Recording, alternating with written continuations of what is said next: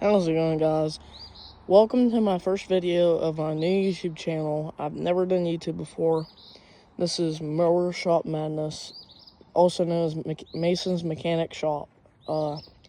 This is my first ever YouTube video, and I apologize if it's a little bit, I don't know how to put it, just not correct, because I've never done YouTube before, and it's kind of been something I've been wanting to do. So this is kind of a mower buying guide, and just to show off a couple mowers I have. And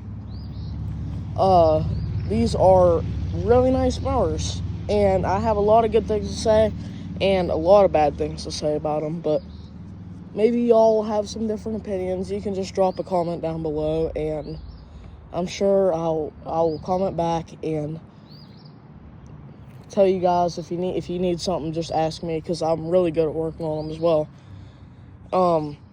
So let's start with the John Deere. So the John Deere is a John Deere l120 automatic, 48-inch deck, and 22 horsepower intake. Yep, Briggs & Stratton intake, and it's got a Everstart battery.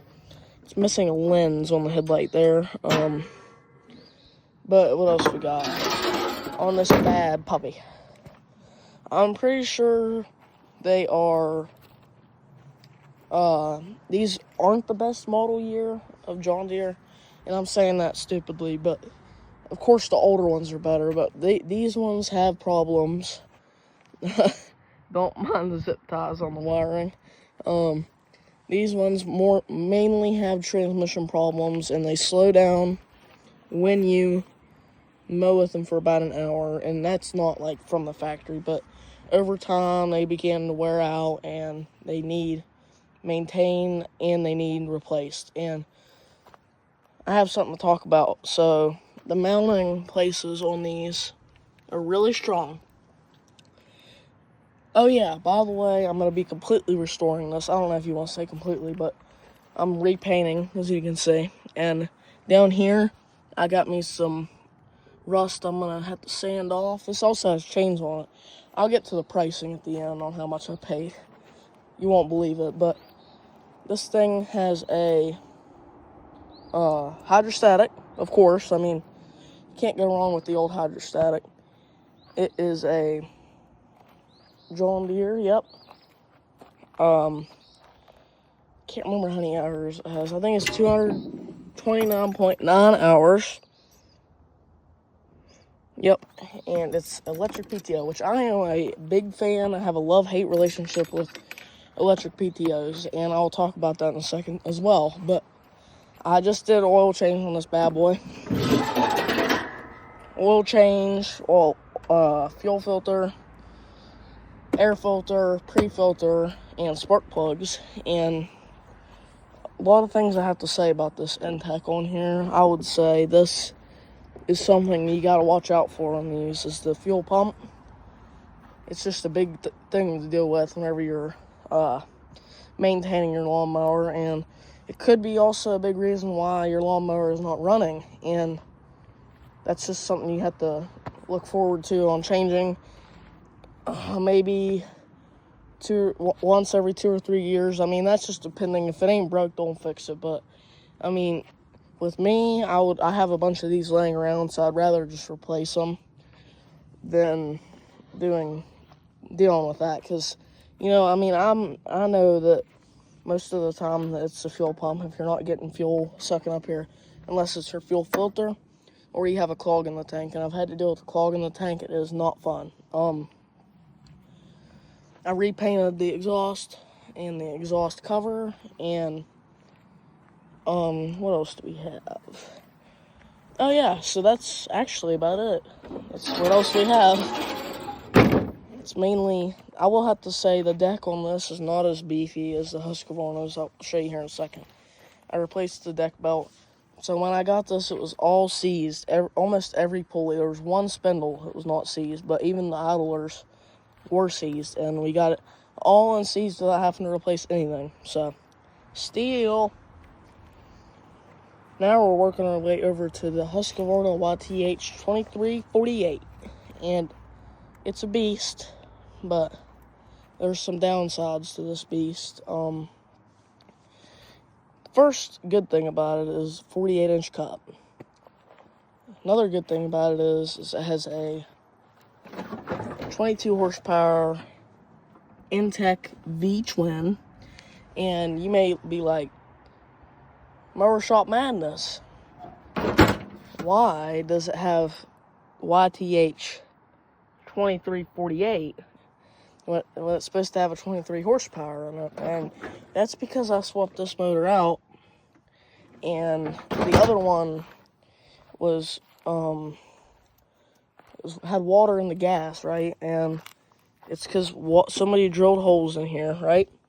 Water pulled up in here, and it'd leak into the gas tank, and somebody ran it like that, and it was blown up. So we had to replace the engine on that, and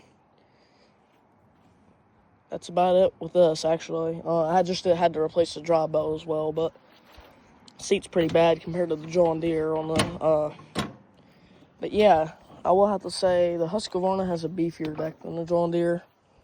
More grease fittings and stuff like that for maintenance, but if you look at the size difference in the front tires, you can definitely tell that the John Deere has more beefy front end than the Husqvarna, but at the same time, the John Deere has its downsides compared to this. But we're going to work our way onto the back.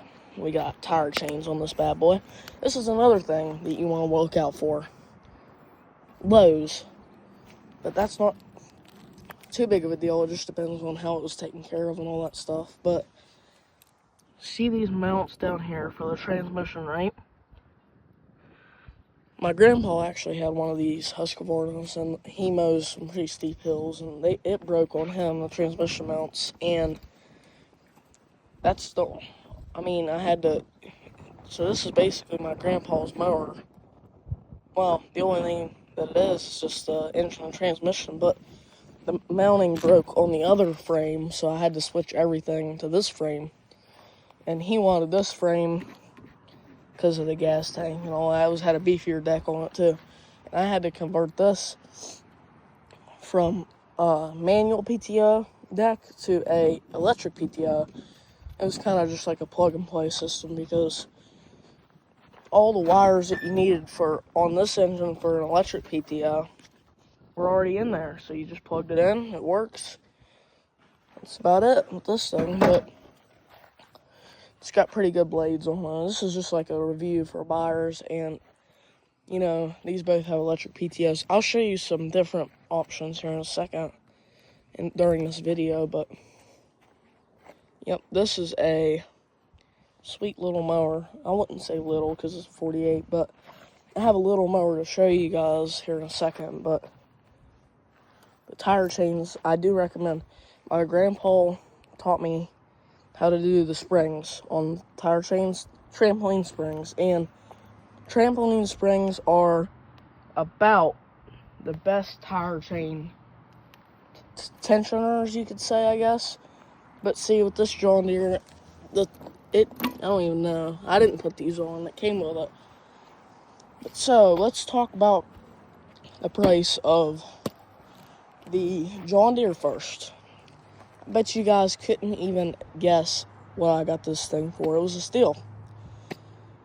If it's free, it's for me. It was free, guys. This thing was free. And all I had to do was jump it and start it, and it ran.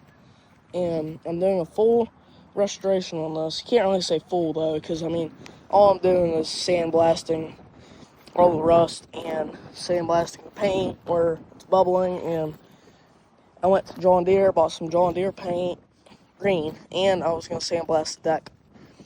And that's about it for this. And this one over here, you couldn't even believe the price either. My great uncle gave me this for free, and that's because the motor was knocking, because it had water and it just kept knocking and knocking and knocking, and there was no way in fixing it unless you tore the motor apart internally. And I'm not that experienced with that type of stuff yet, so I wasn't in for that project, and I had a good mower. sitting around, and I gave this one to my grandfather, and he got it on his hill, and the drive belt broke, and I put a new drive belt on it, and that's about it. New drive belt was on it, and it runs good and drives good and cuts good. So that's about it on this thing. And now he has a Cub Cadet LTX 1046, and it's pretty beefy too. It's just a 46-inch cut, not a 48, but that's all you need, I guess, to mow 2 acres. But this one is mine. Actually, both of them are mine. I have probably 4 or 5 mowers that are mine, excluding my dad's. But yep, this is my John Deere and my Husqvarna, and I'm gonna cut this and go put these back up there and show you the rest.